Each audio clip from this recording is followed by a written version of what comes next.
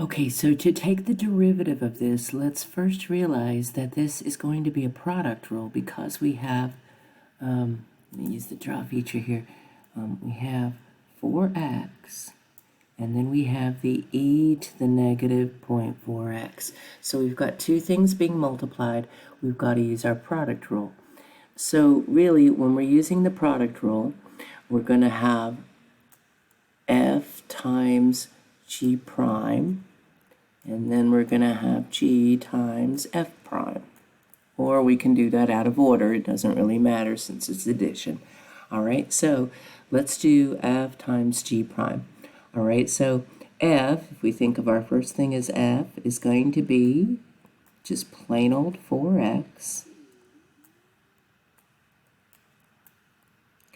And then g prime, let's take the derivative of this. Now remember, as we take the derivative of e to any power, we repeat the e part, so I'm going to repeat that. But then we also take the derivative of the exponent of e. And the derivative of negative 0.4x is just negative 0.4. And I kind of left probably not enough room, but some room out front in order to take that derivative. All right, now let's do the second part. Now we need to put g, which is e to the negative 0.4x. And then f prime, well, f is our 4x, so the derivative of 4x will just be 4. Now let's just clean it up a bit. So a negative 0.4 times 4 is going to be negative 1.6. Then that x is still there. And then our e to the negative 0.4x.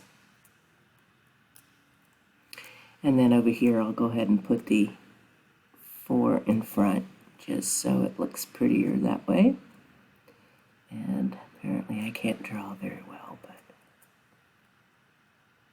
all right, so there's our derivative. Now, depending upon whether it asks you to factor here and simplify, we can take out the common little e to the negative 0.4x. And if we do that, if we factor out e to the negative 0.4x, we will be left with negative 1.6x plus 4. And hopefully that will help.